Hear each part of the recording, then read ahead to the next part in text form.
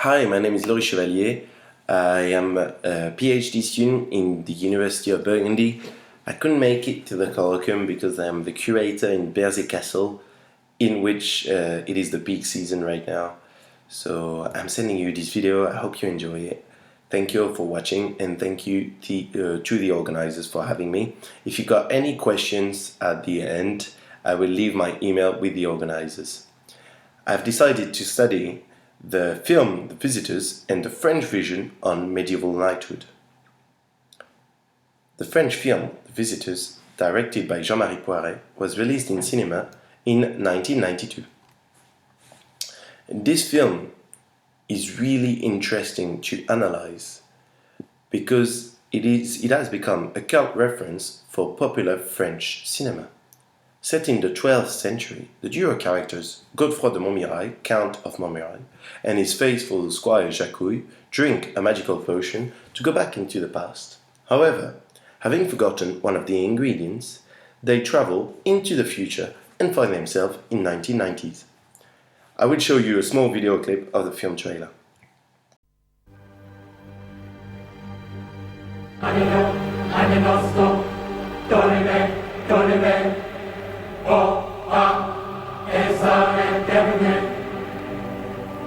Zanie, onevate, onevazione, soa, ebeo diavole.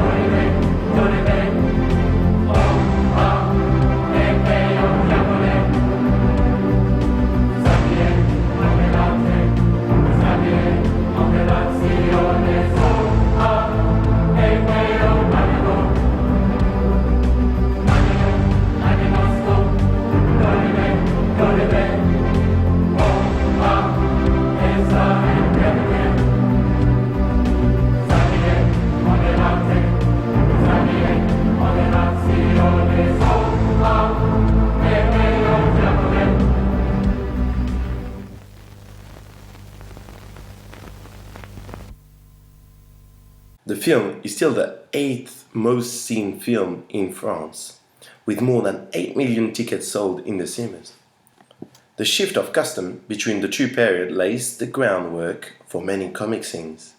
Instead of mocking this type of popular film, we can analyze it fully to understand the modern-day image of the Middle Ages, the impact of cinema on pop culture and people's understanding of historical periods is greater than the history classes taught at school.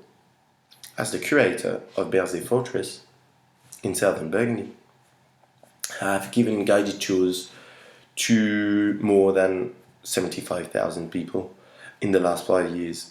During this time, I've noticed that the stereotypes and references of this particular film are deeply enrooted in the French vision of medieval time. Also, contrary to a reductive vision might suppose, it is impossible to say that the film The Visitors only diffuses a negative image of the Middle Ages. There's also a good one. We'll see that later on. The film is the culmination of a long ideological process which started before the French Revolution. The genius of the dialoguist, scriptwriter, director is to have combined in a single film opposing representation of the medieval period. The film and the French vision resulting from it is the fruit of two opposing ideologies, dating from the contemporary era, which combine the stereotypical, coarse, and reductive visions of the Middle Ages.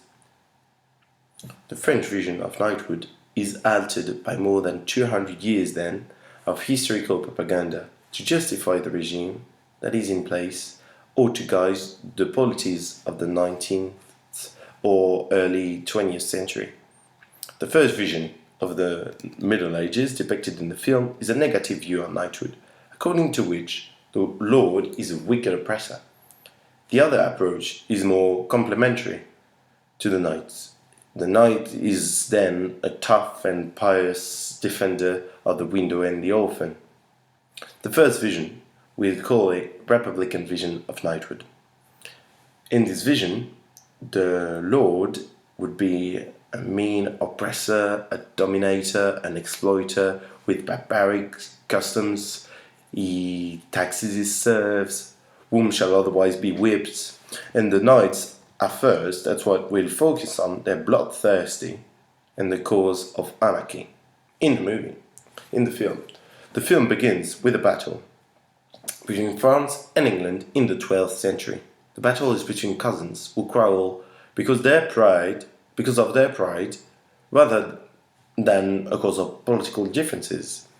The war is permanent. It is the feudal anarchy, which used to be described in school textbooks until the 70s. It was popular after the Second World War in the school textbooks to justify the centralization of administration that is brought about, as I said, after the Second World War. The school books are really interesting and we'll analyze them quite often because they influence the movie, of course, but they are also telling us a lot about the time they were written. Now we'll analyze the sources. As it is said in the song Raoul de Cambrai, one of the most popular gesta in the 12th century, the bloodthirsty fighting, fuses and vice of prides lead the lords to permanent wars. Let's listen to the famous song, which became famous after this movie, of the Bailli of the Limousin, hanged with his guts, which rejoices the squire and the lord together. We can see that the barbarism reigns. In Raoul de Cambrai, knights are bloodthirsty and prefer fighting more than reasoning. But literature is not the exact mirror of the social reality of knighthood, Raoul de Cambrai being based on historical facts. It is also a book from which the hero is not someone you want to follow. It is a pedagogical book for knights to help them not to fight each other and work together to help Christendom. However, the film shows a different interpretation of Middle Ages that opposes historical sources. Jean Fleury, a French historian specialized in medieval knighthood, explained that during the entire medieval period, people lived a battle every 50 to 70 years. Proportionately, we can say that stability and peace have triumphed over anarchy and war, especially looking at the changes of political regime in France since the French Revolution. And we can't say that that was stability. The film shows that the leadership of a knight is contested. It also shows that a knight maintained a social system of darkness. In the 19th century and early 20th century, in the school books, I like to study the school books, it used to be taught to kids that, I quote, feudal barons were brutal and mean. Some of them weren't any less brutal than the Huns who came invading the Gauls. Another quote, the Lord only lives from stolen good. He steals the peasant's home and attacks the travelers. War, always war. This is the dream of this tough and brutal man. His pleasures are barbaric. End of the quote. According to Republican vision, history is led by progress. The darkness of medieval feudalism is therefore in the need of the 18th century's philosophers' enlightenment. Now we'll focus on the knight's domination. We'll show you this little extract.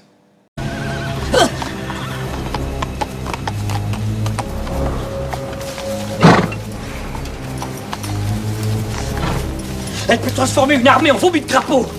On dit que si elle vous touche, les pustules vous jaillissent du corps. On perd ses cheveux et on pissoie de la boue. Elle peut maudire sur 7 générations. On va tous y mourir. On va tous y mourir. In France, under the Third Republic, a major stereotype that was still taught to my grandparents' generation showed that a lord forced his peasants to beat the water in the lake all night long so as to block the sounds of the frogs croaking that would otherwise prevent the lord from sleeping. Another common tale explained that when the lord felt cold during winter, he had his own serf killed so they could place his feet in their still-warm corpses.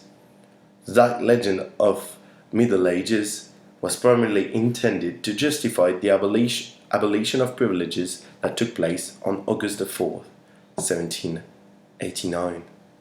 In the film, the knight insults his squire and gives him dog-like qualities such as sly. He knows how to sniff the tracks.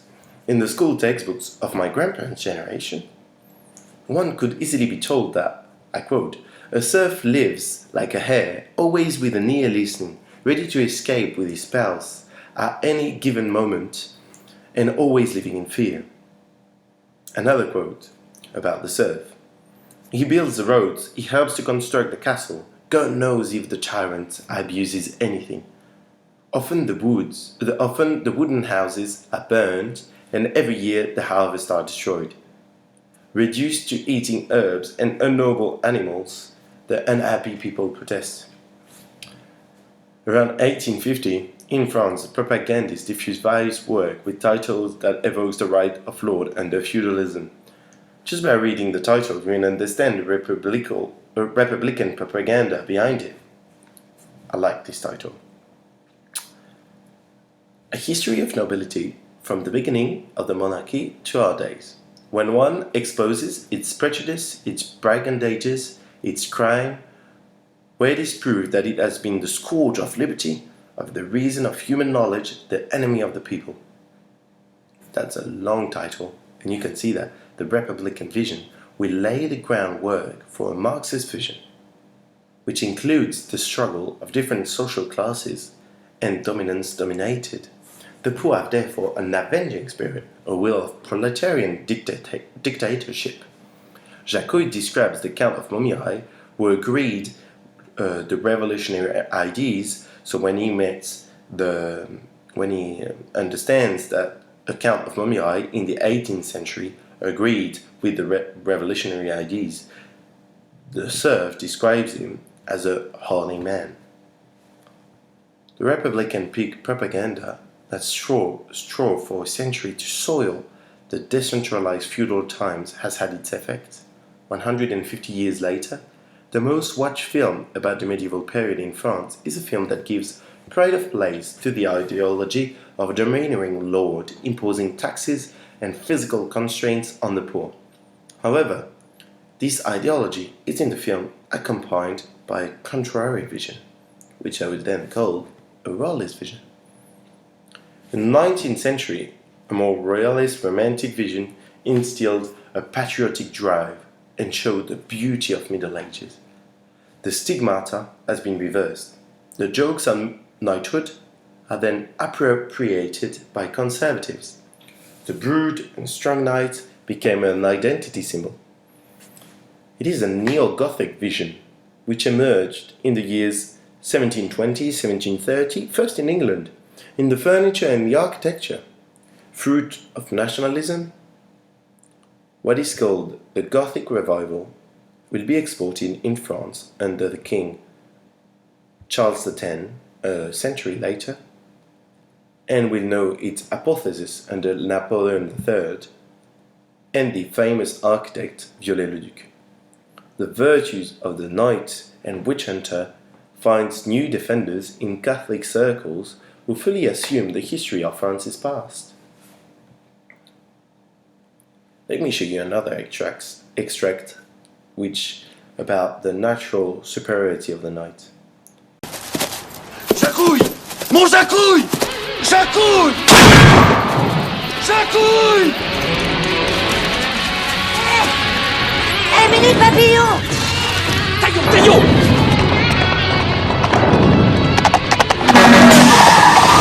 Mon joie! Mon joie!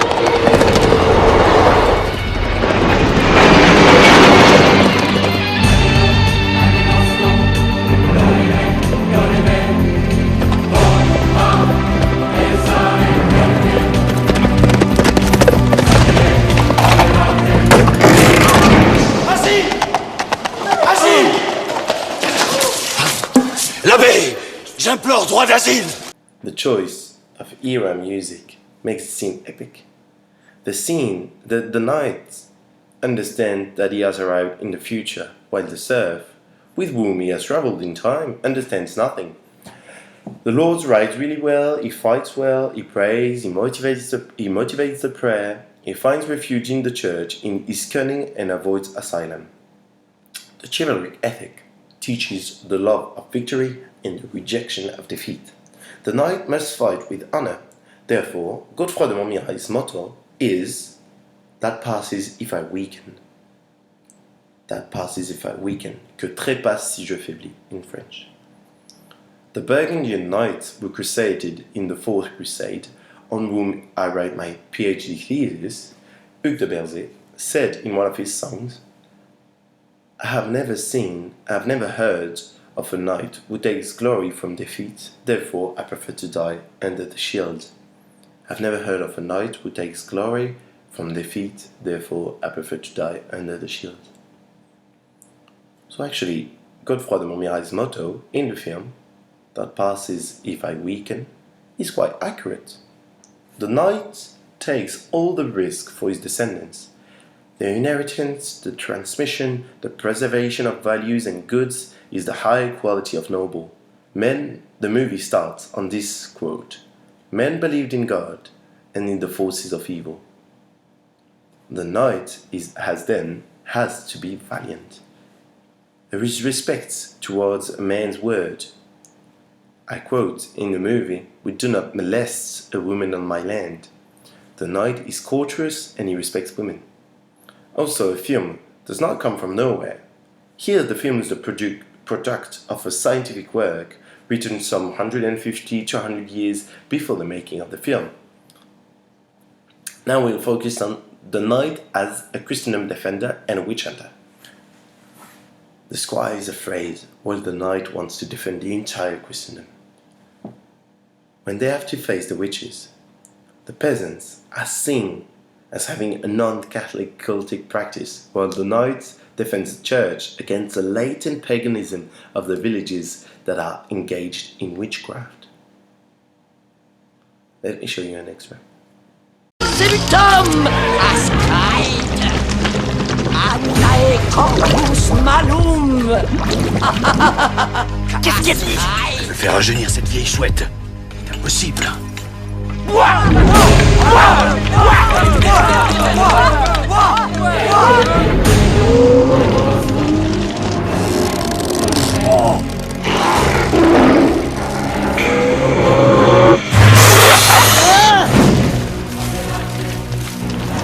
Mais où est-elle? Il craint qu'elle va revenir.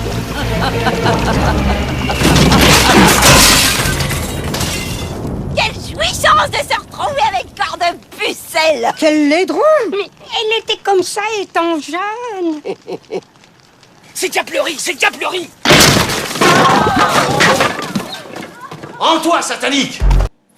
The witch hunt existed only in the 16th century actually, and early 17th century, especially in Protestant countries. So not in the 12th century. In the 12th century at that time, the church fought against wizards or Manichaeans like Cathars. The knights who inspired the character, Godefroy, the lord in the movie, is Jean de Montmirail, and he participated in a crusade but never took part to any witch hunt. The knight's ethic is to fight against personal sin before fighting against the sin of anyone else.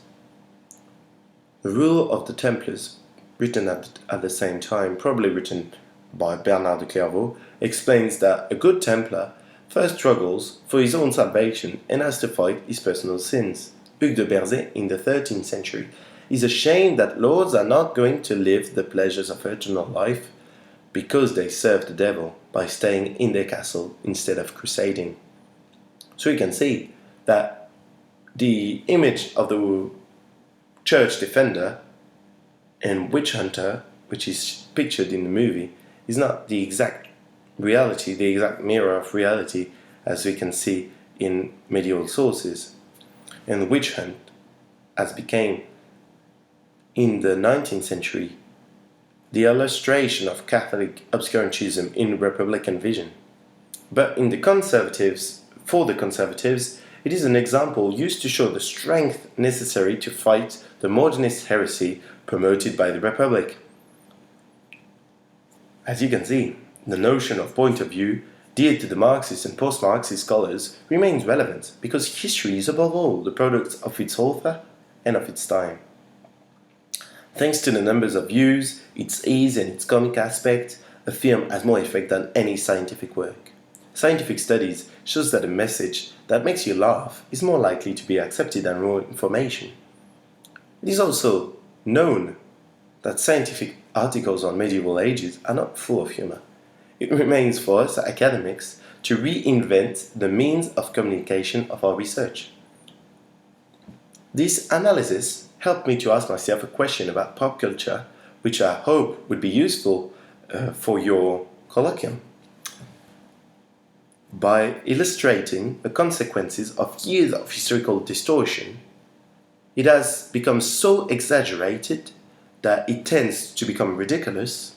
Is pop culture, like the movie I've presented, a new medium of propaganda or a funny way to mock it? I haven't got the answer of this question. I hope you enjoyed this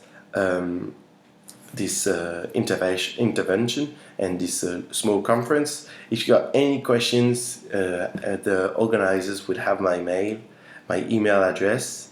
Thank you all again.